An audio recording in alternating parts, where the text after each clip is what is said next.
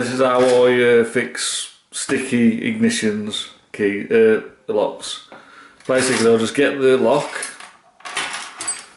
spray it with WD-40,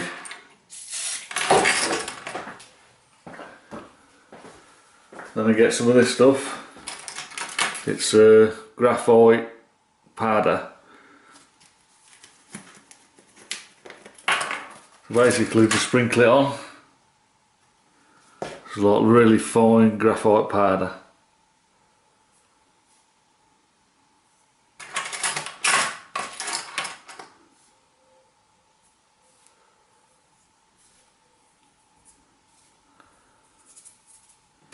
So it's stuck to the key like that, both sides.